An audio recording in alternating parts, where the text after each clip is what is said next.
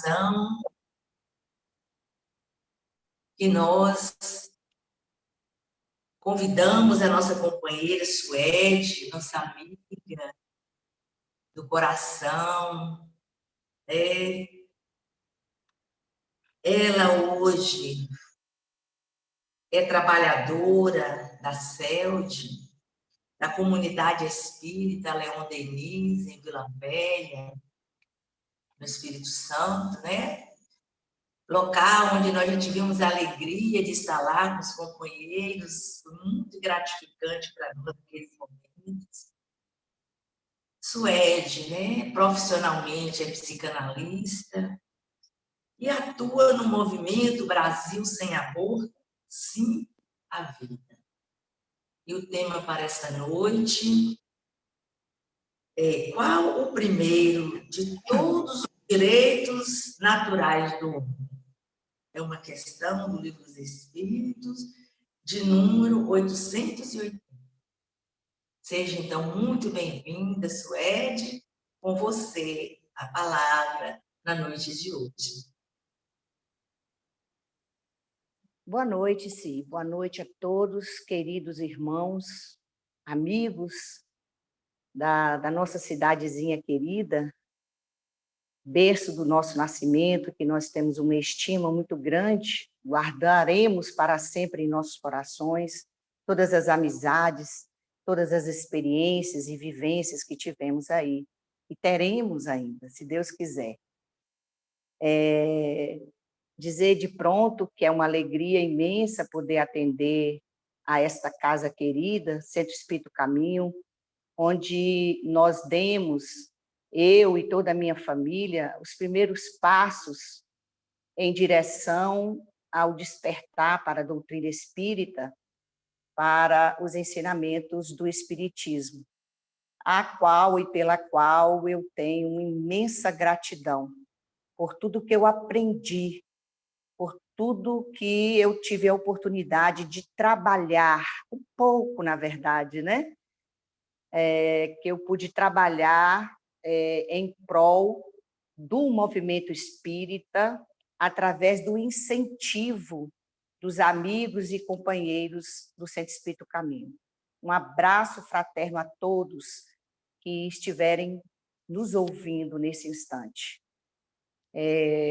O tema também proposto pela casa é de grande importância nos dias atuais.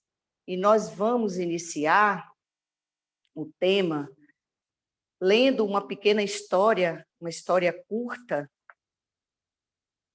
de uma artista que nos brinda com esta experiência espetacular. E nesse artigo aqui, que fala sobre a vida dele, nos diz assim: sentado ao lado de um piano bem mais luxuoso do que aquele em que aprendeu a tocar aos 6 anos, o artista interrompe as canções para contar uma pequena história. E é assim que recorda como sua mãe, a dona Edi, hoje septuagenária, deu entrada no hospital da Toscana com o que os médicos pensaram ser uma apendicite. Estes decidiram, então, que o tratamento teria de incluir a colocação de gelo sobre a barriga da mulher grávida. Quando os tratamentos terminaram, os médicos sugeriram que ela fizesse um aborto, afirmou o artista, e acrescentou: disseram-lhe que era a melhor solução, porque o bebê ia nascer com certeza com alguma deficiência. Mas a jovem mulher decidiu não abortar e a criança nasceu. Essa mulher era a minha mãe e a criança sou eu. Andrea Bocelli, tenor italiano, que nasceu cego, mas que está vivo para a nossa alegria, para os nossos ouvidos, que se deliciam com as canções que ele criou, musicou e toca para nós até hoje. Se tornou um artista de renome, com uma voz e um tom de voz especiais, que não estaria se manifestando entre nós se essa doce mulher não tivesse optado pela vida. E aí, nós vamos, então, adentrar ao tema sugerido, que está na pergunta 880 do Livro dos Espíritos, como citou a nossa companheira Araci, na última das leis do Decálogo Espírita, da Lei de Justiça, de Amor e de Caridade, no item Direito de Propriedade, Roubo, a pergunta 880. Kardec pergunta aos espíritos superiores: qual o primeiro de todos os direitos naturais do homem? E os espíritos, então, nos respondem, numa resposta curta, porém muito clara, que não nos deixa dúvida alguma: o de viver. Por isso é que ninguém tem o direito de atentar contra a vida do seu semelhante, nem de fazer o que quer que possa comprometer-lhe a existência corporal. Então, meus irmãos, nós vimos aí qual é o conceito sobre o principal direito à vida que tem o homem quando está encarnado, quando está vivendo experiências no mundo material. E os espíritos muito claramente nos respondem: o direito de viver. E aí a gente vai ver que, mesmo na resposta curta, a gente vai encontrar aí conteúdo que daria para um seminário, porque a gente vai amplificar o nosso conceito de vida. A gente vai ver que o conceito de vida aí, nessa respostazinha curta, vai muito mais além do que o conceito biológico do que seja um ser vivo ou um ser que tenha vida, dentre os reinos estudados pela biologia, pela ciência humana, que é a biologia, que nos fala sobre os reinos mineral, vegetal, animal e hominal. Então, a gente vai, nesta resposta curta, um pouquinho mais adiante, perceber que o sentido da vida é muito mais amplo, é muito mais profundo do que esse conceito biológico deste aglomerado de células que a ciência chama de seres vivos.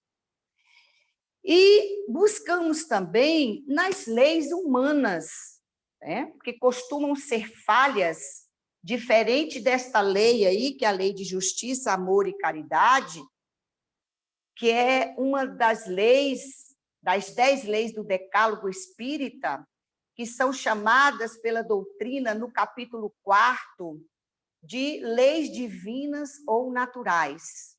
Então, esta última lei estudada neste capítulo vai nos falar sobre esse direito à vida, que é o direito fundamental do homem. Não diz se é do homem magro, se é do homem gordo, se é do homem pobre, se é do homem rico, mas simplesmente que é o direito fundamental do homem. Não diz se é do homem de que nação, de que país, mas simplesmente que é do homem. E fomos buscar aí, uma vez que o homem civilizado entendeu isso daí, graças a Deus, no seu caminhar progressivo, chegamos ao ponto de entender a necessidade desse direito para todos, infelizmente, não igualitariamente, em pleno século XXI. Não é assim que acontece por conta dos nossos desvios, mas em termos de legislações, de normatização dos direitos à vida, as teorias, as leis, os estatutos são muito bons, são maravilhosos em quase todos os países. Infelizmente, não na prática, devido a algumas escolhas pessoais, individuais ou a nível de governo, que dão rumos distintos, diferentes, diversos, para estas leis que o progresso da humanidade nos trouxe. Então, nós buscamos, internacionalmente, nós temos vários tratados que falam sobre esse direito à vida, na sua amplitude, no sentido mais profundo do que seja a vida, né? A gente vai ver um pouco mais adiante. Mas encontramos, sim, o tratado internacional que envolve a Unicef desde 1946, que envolve a ONU, a OMS, que é a Organização Mundial de Saúde, que também nos fala claramente de que é um direito universal de todos os seres humanos, sem distinção de cor, de etnia, de condição social, de preferência sexual. É um direito universal de todos e que seriam punidos aqueles que infringirem qualquer um desses direitos, que daria aos seres humanos esta qualidade de vida, vamos assim dizer. Então, nós temos esse apoio nessas leis internacionais, os tratados da Europa, as Américas, o mundo todo. Todos se unem falando a mesma coisa.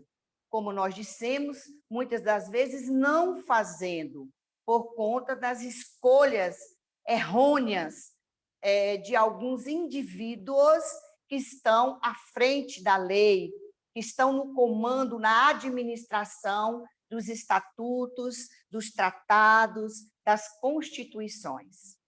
E vamos também encontrar na Constituição brasileira, mais bem regulamentada e afirmada na Constituição de 1988, o artigo 5º, que também nos fala sobre o direito à vida indistintamente, incondicionalmente, que todos que infringirem qualquer tipo de condição para que o seu semelhante não tenha direito a esta qualidade à vida, e aí entra educação, escola, saúde, acesso à saúde, seria, entre aspas, punido, né?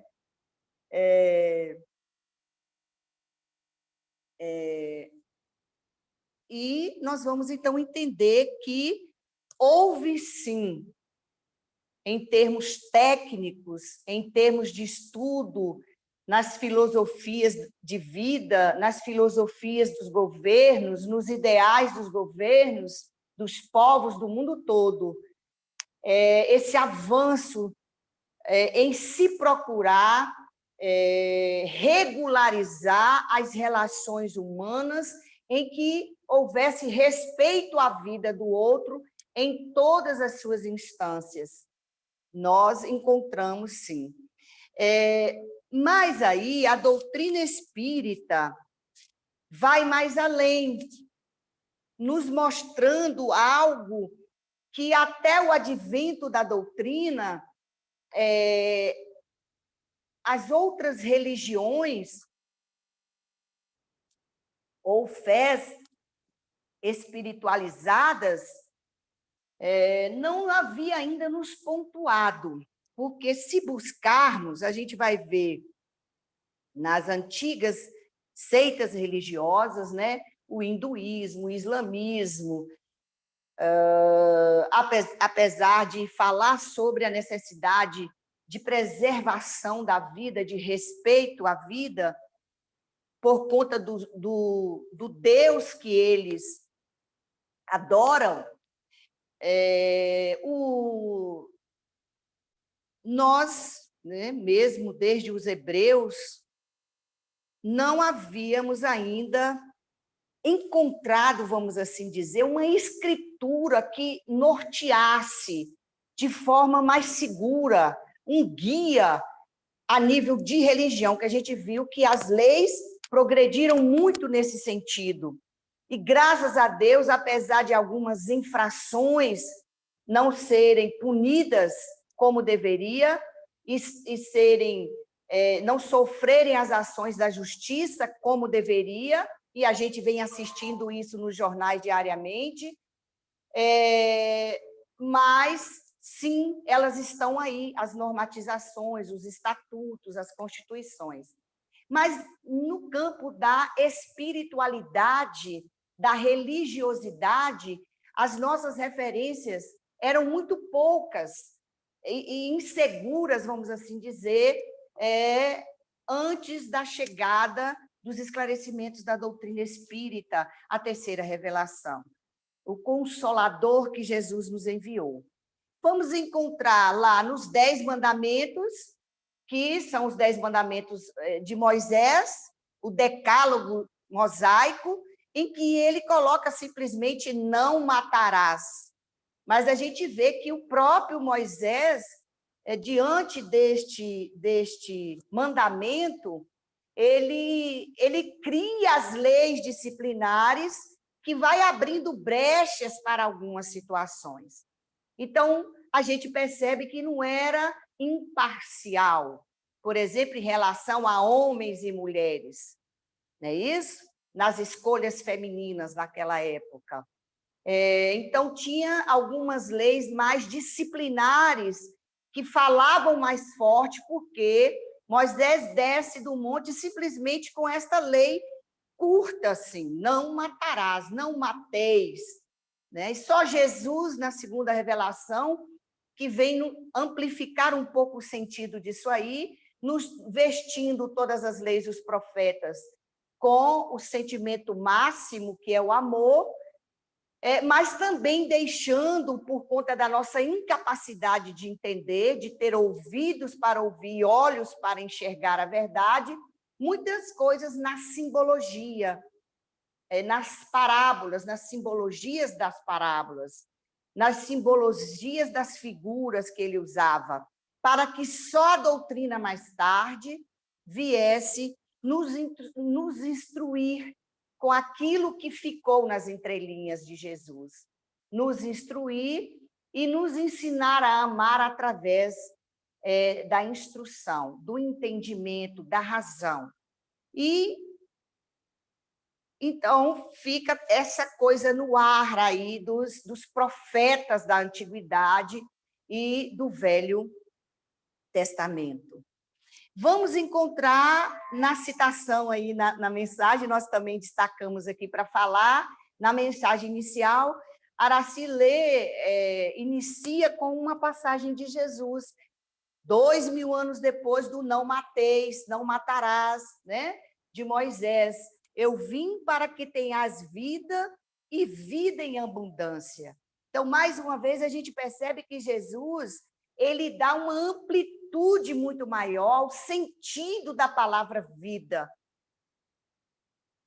Então, ele coloca algo a mais além da vida unicamente biológica, ou biologicamente falando só, né?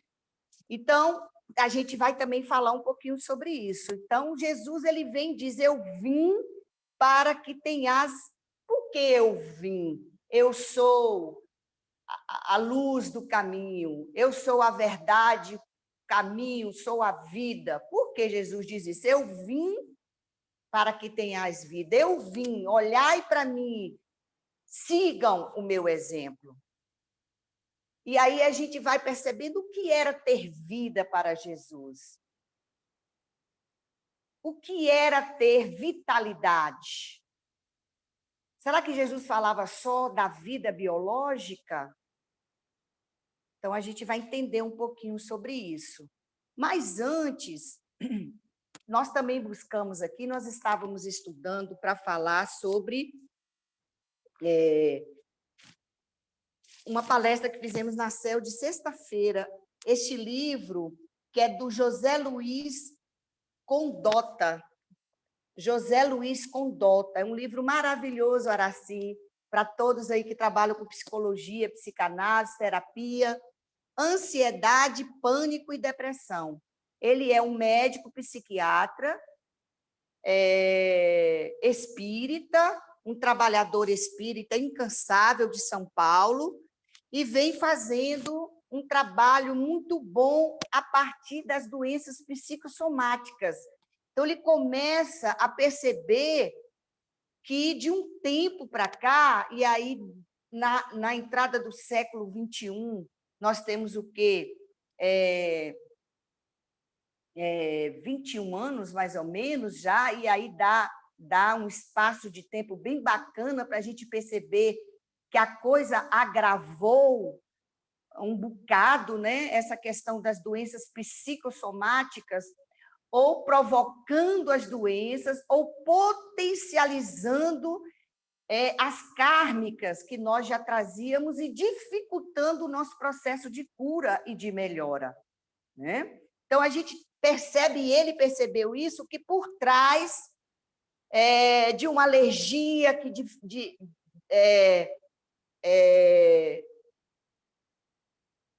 demorava para sarar, uma rinite alérgica, uma enxaqueca e até doenças mais graves, um câncer que avançava mais acelerado, estava uma emoção desarmonizada, né? Uma raiva, um rancor, uma baixa autoestima e uma série de emoções que somatizavam por conta do psique desarmonizado.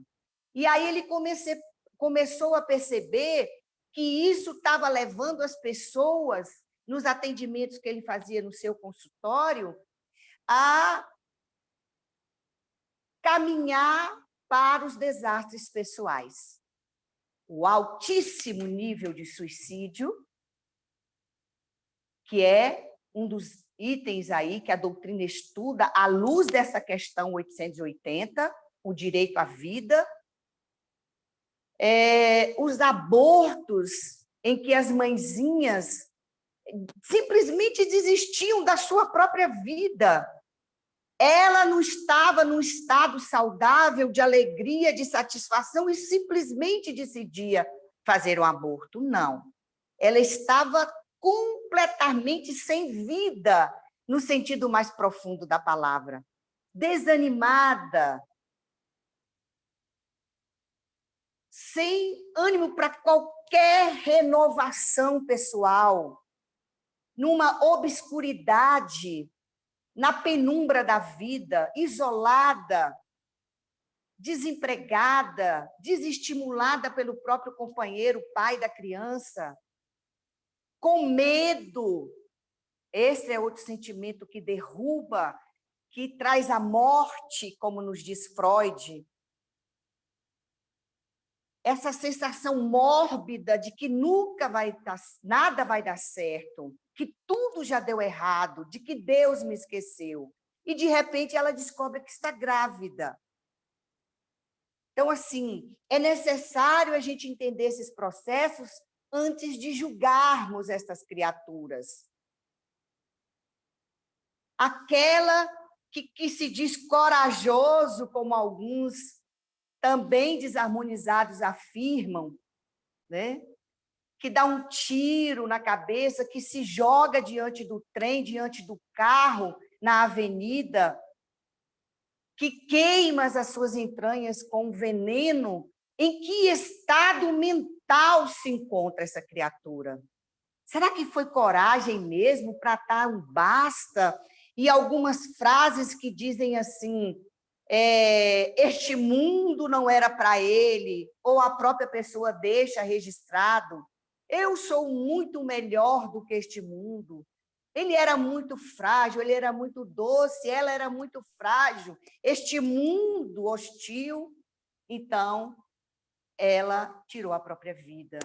E nós vamos encontrar esse livrinho aqui, ó, que é da Ide, né? Que é um livrinho do movimento espírita, Suicídio, Assunto Invisível, falando sobre esses mitos que nos deixam cegos diante desse direito à vida do outro. E quando a gente percebe, o fato já foi consumado, ou o aborto já foi feito, ou o autocídio já foi praticado. Ou levando a pessoa à morte, também no caso do aborto, ou deixando a pessoa ainda mais desnorteada, ainda mais doente do seu psiquismo e, infelizmente, gravemente do seu corpo físico.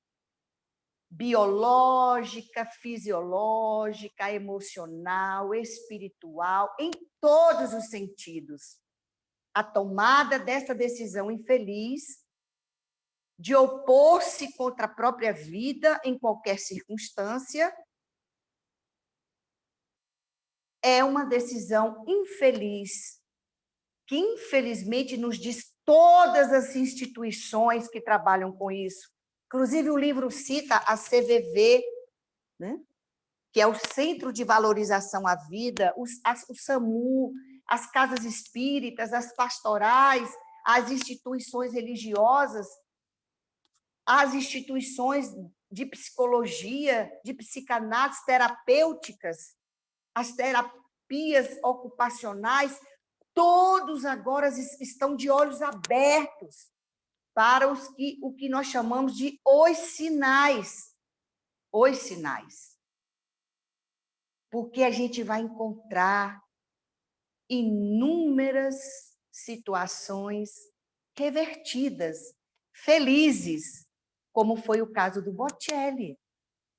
A decisão da dona Ida Bocelli, da família, indo de encontro ao que os médicos queriam. A decisão feliz da Nélia, que optou pela vida do filhinho, ainda colocando em risco e consumando o risco quando ela, então, falece, dando a vida ao seu filho, onde vários, não só médicos, mas amigos e familiares, também pensaram na questão do aborto. Mas era algo íntimo entre ela e aquele serzinho que hoje é um adulto, né? Pela idade do Pedro, deve estar aí com 34 anos. Era entre ela, a sua intimidade, era entre ela e Deus, e ela opta pela vida. Ah, mas a dela se foi.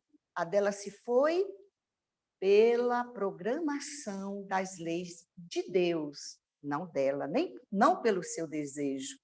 Na seu desejo, na sua decisão, na sua vontade, foi permitido que a vida se fizesse.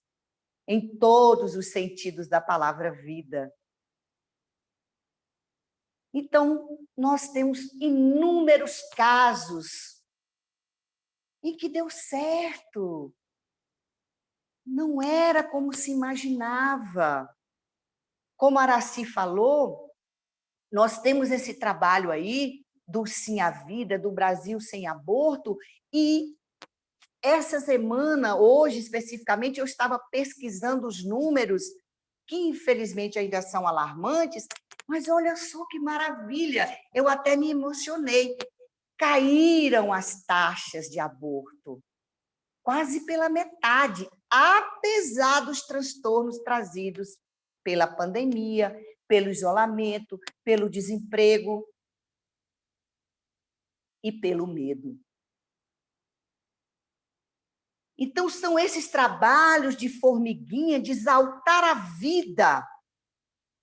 Não é contra o aborto, é a favor da vida. Sim, a vida. É um Brasil sem aborto. A gente precisa vencer esta batalha esclarecendo. Esta é a função da doutrina espírita. E aí, voltando lá atrás, quando eu disse que não encontramos nas leis segurança, porque na prática elas não funcionam igualmente para todos, infelizmente. Quando não encontramos respaldo no Velho Testamento, quando não encontramos, talvez também Jesus no Novo Testamento, porque não tínhamos condição de entender a profundidade da mensagem do Mestre, tanto que daí ele promete o Consolador que viria o quê? Em espírito e verdade. Aí sim, talvez um pouco mais maduros, há mais de 160 anos, nós estamos tentando entender esse pacote, essas fatias da verdade.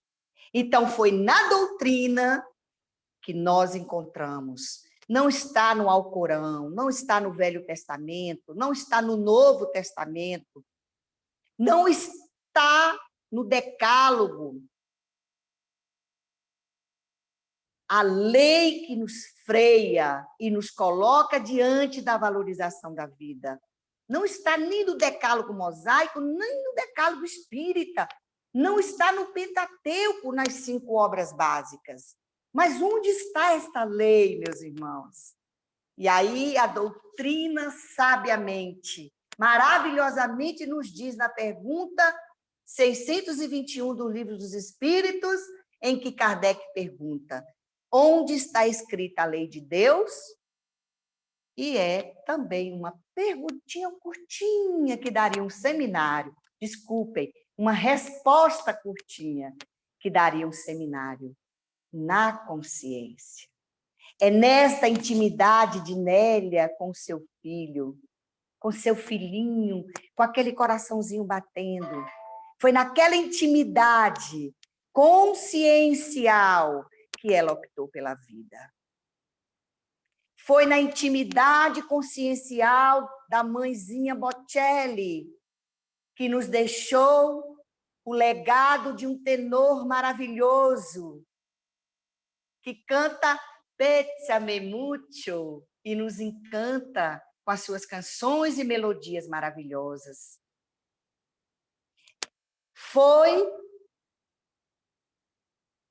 entre a intimidade consciencial e Deus, da mãezinha do Chaves, que permitiu que ele ficasse entre nós,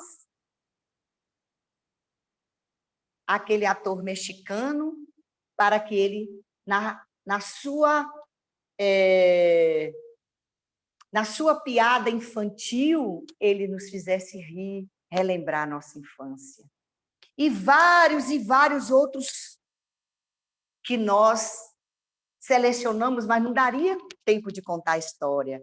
O Steve Jobs, que nos trouxe a tecnologia para que eu pudesse estar aqui falando a mais de 100 quilômetros com vocês. A Celine Dion também, uma cantora maravilhosa que nos encanta com a sua voz e com as suas melodias. E o brasileiro Tiago Silva, a mãezinha ainda jovem, na favela, quando descobriu que estava grávida, sentou no colo do pai, chorando desesperadamente, até pedindo apoio, porque ela não tinha condição de enfrentar um aborto sozinha. E o paizinho sábio disse, não, eu quero o meu neto vivo. É o nosso Thiago Silva, da seleção brasileira.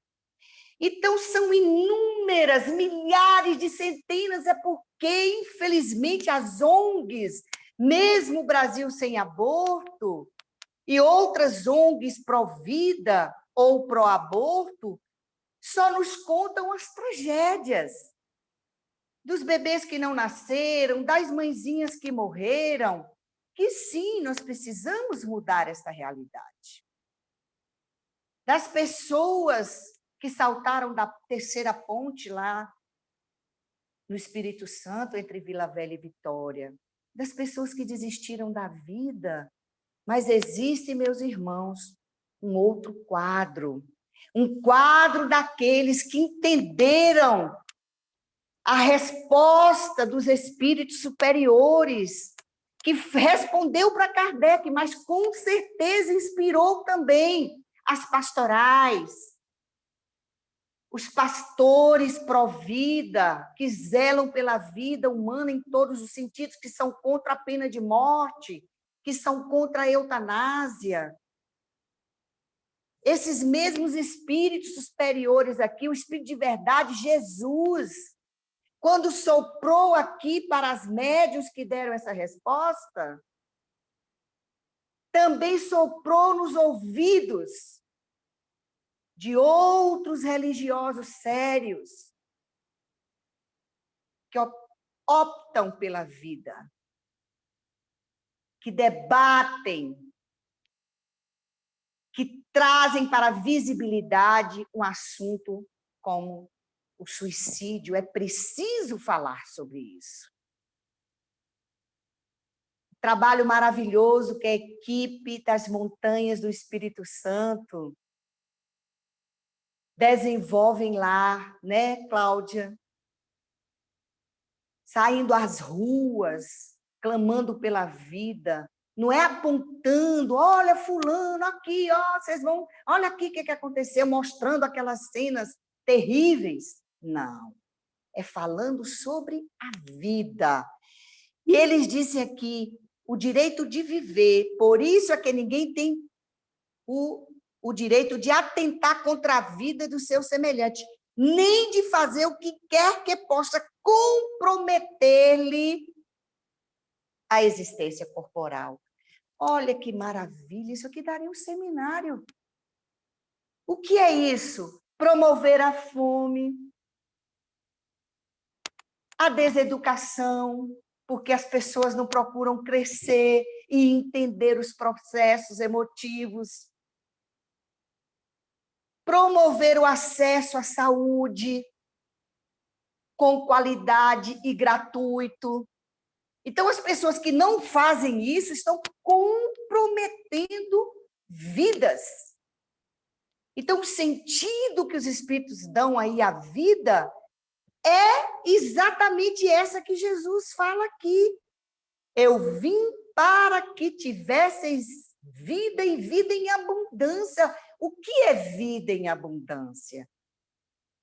É você ter as refeições diárias necessárias, é você ter acesso à higiene, ter água em casa, saneamento básico. Isso é vida em abundância. É você ser acolhido, é se sentir abraçado, é se sentir lembrado.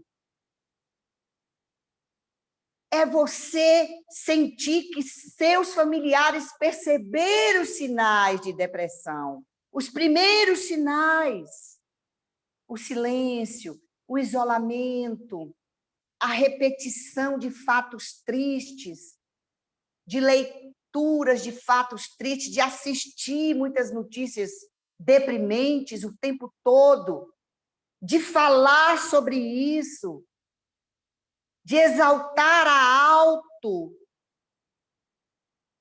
baixa autoestima. Eu não valho nada, quem sou eu? Eu não vou conseguir, ninguém gosta de mim, Deus esqueceu de mim. Isso acontece porque não há vida em abundância. Acontece como Joana nos alerta na sua obra de aspecto psicológico, é o vazio, são os vazios da intimidade. Se essas mãezinhas que nós citamos aqui tivessem com a sua intimidade vazia ou preenchida de tristeza, de raiva, de medo, de insegurança, elas optariam por desistir da vida em qualquer circunstância. Então, meus irmãos, nós temos que exaltar a vida, falando do caso que deu certo, falando que a doutrina nos apresenta a solução, que o cristianismo é o nosso guia seguro, que Jesus é o nosso mestre maior, e teve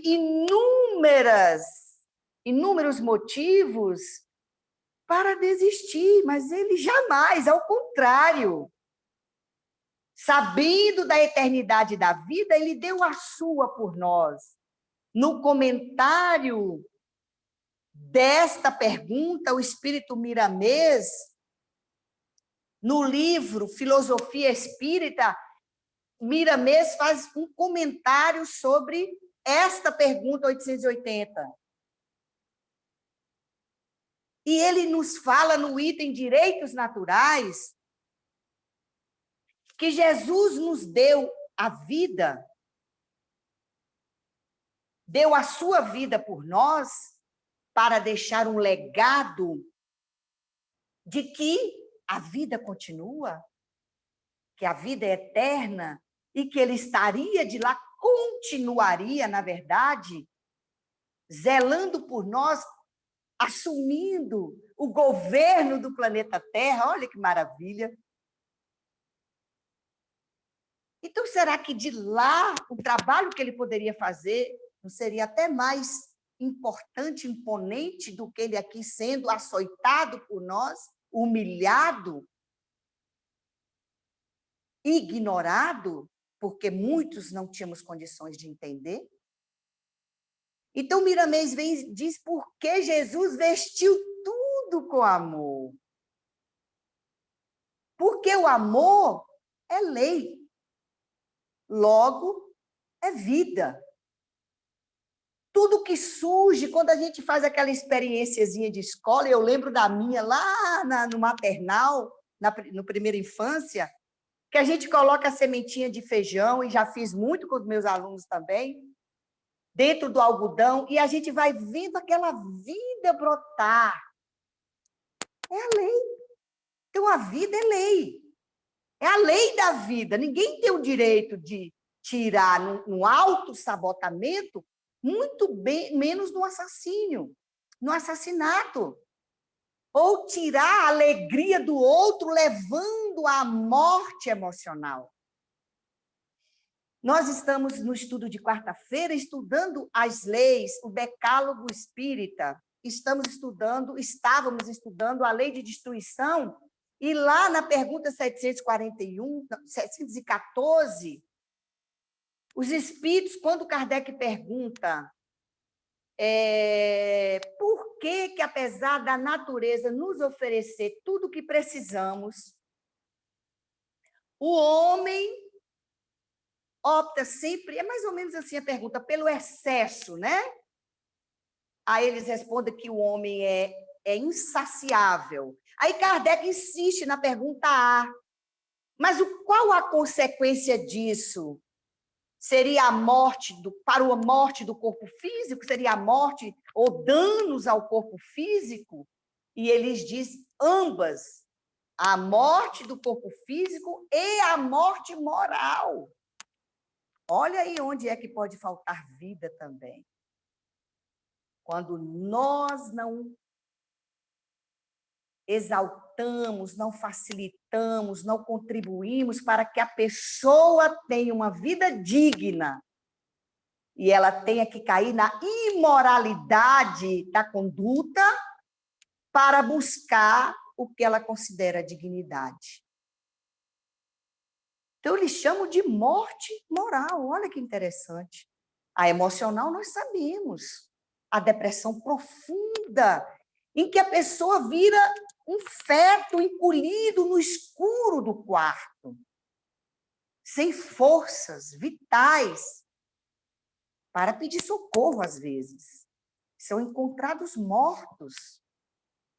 Quando as pessoas buscam os vícios no suicídio indireto, o tempo todo está acontecendo.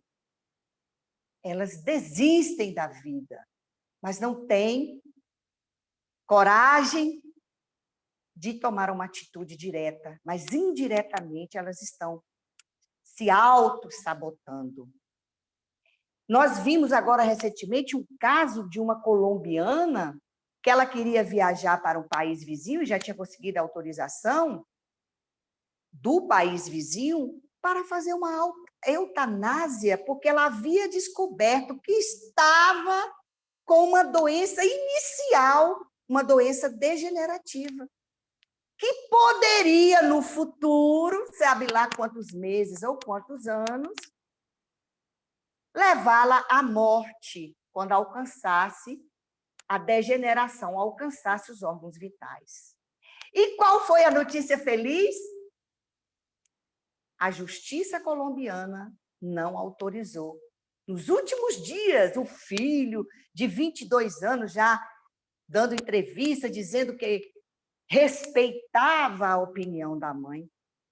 Então, nós vamos imaginar, meus irmãos, como deve andar, a quantas anda as emoções de uma irmã como essa, de um filho com esse tipo de orientação. Mas não deu certo. Alguns estão acordando depois de muitos anos, meses de coma, nos mostrando que havia, sim, um fio de esperança. Lemos que o aborto está diminuindo as taxas, inclusive de mortalidade nos abortos clandestinos, no mundo todo, principalmente nos países mais abastados, onde a prática do aborto é mais acentuada. Então, há uma luz no fim do túnel. É a luz de Jesus, que, graças a Deus, não nos permitiu ainda, no Brasil, a pena de morte.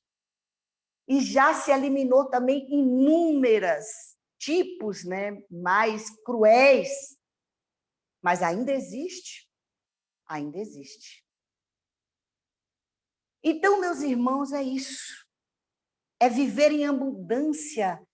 É a vida biológica, é a vida emocional, é ter vida moral, é ter dignidade, é ter alegria de viver, é ser grato a Deus.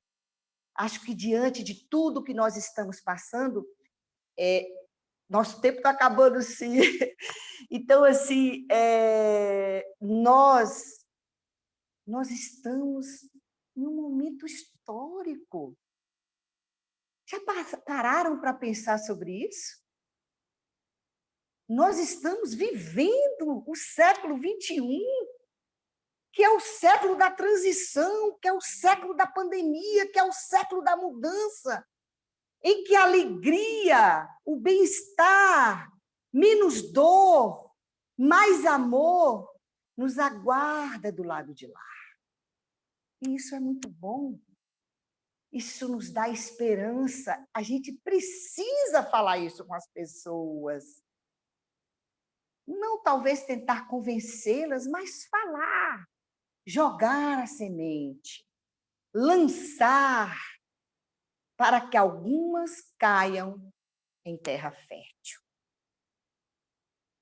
Então, meus irmãos, a pergunta nos falava sobre isso. É preciso exaltar a vida, é preciso dar esperança, reeducar, reintegrar os prisioneiros, os que cometeram crimes. Porque se há vida após a morte, se a vida continua, não há justificativa em assassiná-lo, justificando um erro com o outro. um assassinato pelo outro, um crime hediondo pelo outro, legalmente aceito. Graças a Deus, no Brasil, a eutanásia não é permitida, que eles chamam, e não é diferente, de suicídio assistido. E nos diz o Livro dos Espíritos, na pergunta 953, que fala da eutanásia, e a 943, que fala do suicídio, que todos os envolvidos também responderão.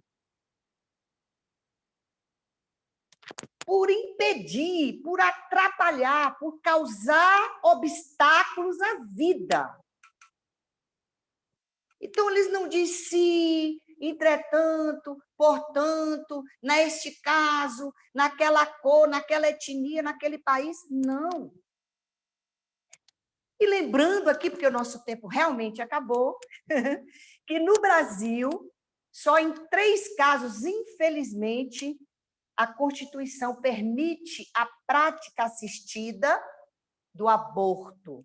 Não temos pena de morte, não é autorizado ainda a eutanásia, graças a Deus, que seria o suicídio assistido, né?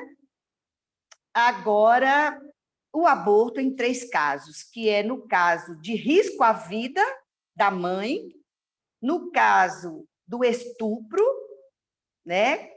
Constatado mesmo, com BO, né? Com ocorrência, com tudo certinho, com várias equipes ali avaliando a situação, inclusive a criança, se for uma criança, ela tem direito até não tem direito, os pais têm direito a decidir, no caso, né? A criança ali, a opinião da criança ali, não, se ela é dependente da família. E no caso, infelizmente, meus irmãos, nós lutamos, o Brasil Sem Aborto, o Grupo Sim à Vida, Guardiões da Vida, que é um grupo da pastoral, enviamos carta, abaixo-assinado, mas, infelizmente, a última autorização, que foi sobre o anencéfalos, foi aprovada.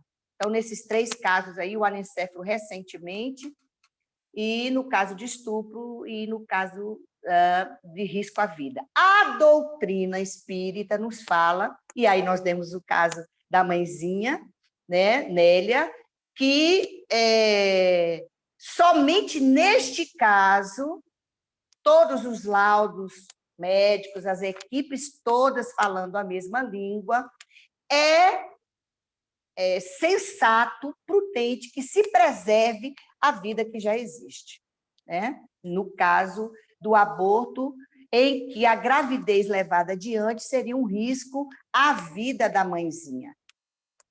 Também é algo muito relativo de fórum íntimo.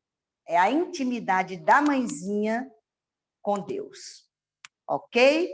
Que Jesus continue nos permitindo caminhar para ter vida e vida em abundância. Que assim seja.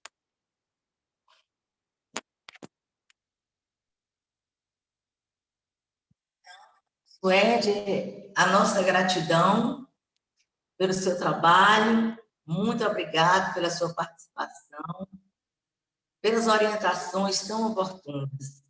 Agradecemos de coração o seu trabalho realizado, que Deus ilumine sempre o seu caminho, o seu trabalho e essa tarefa abençoada do movimento, né, onde você também participa, que eu Sim à Vida.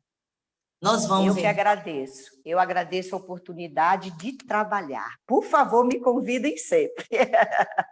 Aprendi muito estudando. Relembrei muita coisa. Pela sua vontade, viu? Obrigada, Suede. Então, nós agradecemos também a participação de todos, né, que aqui se encontram nesse ambiente virtual. Falamos assim abertamente da nossa alegria de podermos estar juntos, desenvolvendo essa atividade, né, por certo, cada um de nós contribuindo com a sua participação, com a sua presença, com as suas energias, pois que temos certeza de que essas energias, elas são bem-vindas, utilizadas em favor de nós próprios, das nossas necessidades, como também de irmãos outros que necessitam desse amparo. Então, fica aqui a nossa gratidão e vamos, então, à nossa prece final. Amado Mestre Jesus,